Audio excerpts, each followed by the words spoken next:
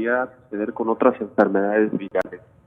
Recordemos, al final de cuentas, COVID es un agente viral y sabemos que el paciente obeso, y el niño no es la excepción, tiene más frecuentemente disfunción respiratoria.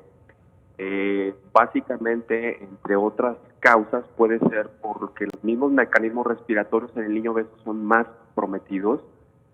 Habitualmente tienen mayor resistencia a los flujos de aire en las vías respiratorias. En ellos es más comprometidos los intercambios de gases para, por llamarlo de alguna manera, purificar ese CO2 o dióxido de carbono. Los volúmenes incluso de los pulmones en el obeso son más pequeñitos y los músculos respiratorios son mucho más flácidos, por lo cual los hace menos competentes, entre otras cosas. Claro, preguntarte, sabemos que en el caso de los niños no es una población muy vulnerable para el COVID-19, no hay muchos casos que se estén reportando a nivel mundial, pero en el caso de las personas, de los niños que sí se están reportando, ¿cuáles podrían ser estas características? En particular de los niños que se están afectando de COVID, ¿es la pregunta? Sí.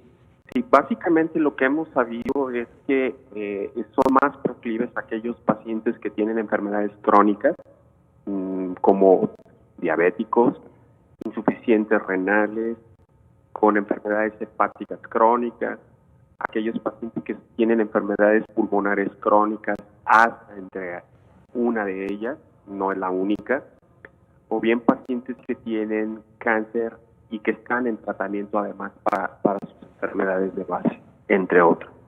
¿Ustedes han podido detectar esta transmisión vertical de la madre al producto? No, de hecho la evidencia que tenemos hasta este momento es muy pobre de transmisión vertical. Si mal no recuerdo, a nivel global hay un solo caso, entre comillas, confirmado, y que se ha discutido mucho por el momento en que se confirmó el diagnóstico, y básicamente todos los pacientes recién nacidos que han tenido pruebas positivas la han adquirido básicamente en el hospital o de madres positivas, básicamente de sus madres positivas. En el caso específico de los niños, ¿podríamos decir algunas cualidades o algún perfil de cuáles podrían ser los niños que se están enfermando de COVID-19? No, en realidad no hay uno muy preciso que no sean las que ya les comenté. Niños con enfermedades debilitantes o enfermedades cardíacas o pulmonares en su mayoría. No son los únicos. Por supuesto que un niño está expuesto a un adulto y básicamente podría ser muy similares las proporciones. No hay mucho al respecto en este momento porque no son tantas las experiencias que se tienen a nivel global como para hacer de forma muy clara estos perfiles. Yo lo dejaría, básicamente son niños con alguna enfermedad debilitante. En el caso de las mujeres embarazadas, ¿cuáles podrían ser las medidas que tendrían que tomar durante la cuarentena en caso de dar positivo a COVID-19? La mujer embarazada, bueno, básicamente, de acuerdo a experiencias de otros países, depende también mucho la sintomatología. En el momento en que se sientan enfermas, tendrían que acudir a hacérsele las pruebas. No necesariamente esto implica que se tienen que hospitalizar. Habrá que recordar que muchos pacientes tienen enfermedades leves y se pueden, por lo tanto, manejar en casa, pero en comunicación con los expertos en esa disciplina, para que la vayan guiando en la evolución y, por supuesto, que acuda al hospital si la necesidad es inminente.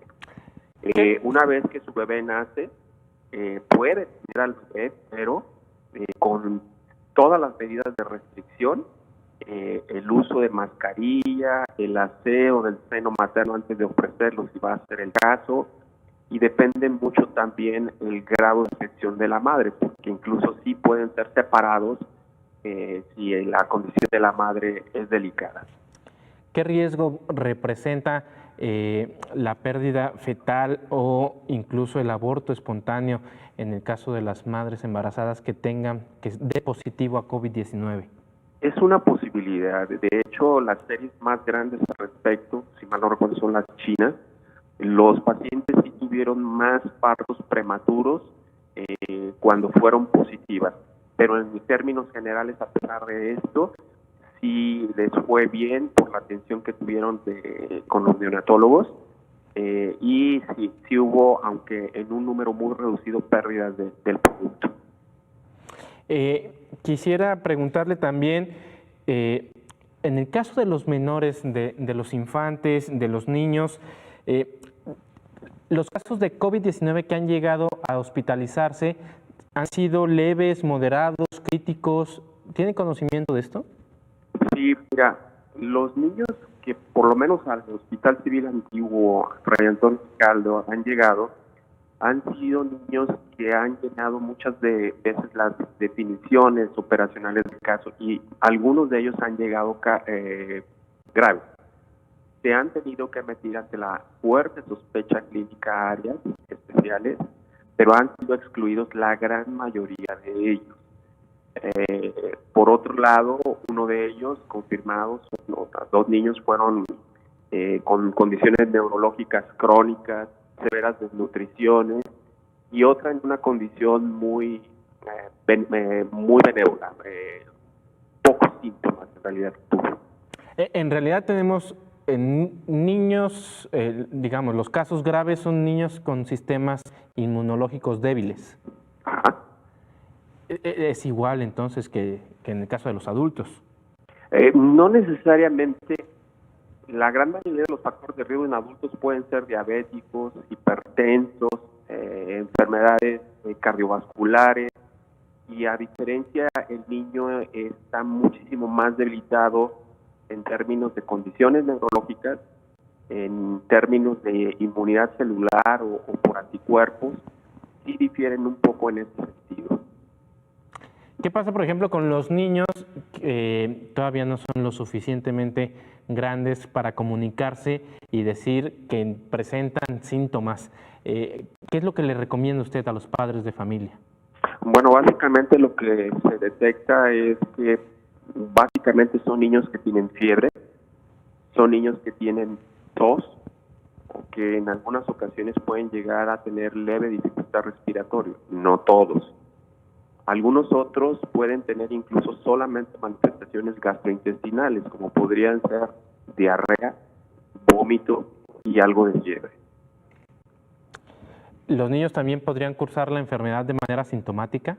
Sí, de hecho el 80% de los niños son apenas son asintomáticos o levemente sintomáticos. Por último, quisiera preguntarle si tiene datos de cuántos niños ha tenido COVID-19, además de tener enfermedades crónicas. ¿A nivel nacional? Así es. Bueno, están reportando, si mal no recuerdo, alrededor de 5,011 casos que van desde niños de algunos meses de vida hasta 17 años en el país. 5,000 casos en un universo de más de 220,000. Es correcto. Y que decir, habitualmente a nivel global podría corresponder más o menos entre el 1.8 y quizás en algunos países hasta el 3% de todos los casos correspondería a niños. Perfecto. Doctor, pues yo le agradezco mucho que me haya tomado la llamada y bueno, le dejamos la comunicación abierta para después seguir dando información oportuna para que las personas tomen mejores decisiones. Muchísimas gracias. Recuerden mantener la sana distancia, el uso de las mascarillas y lavado de manos o uso de gel alcoholado, por favor. Perfecto. Muchísimas gracias. Pues ahí tiene usted. Un abrazo. Doctor Pedro Martínez Arce.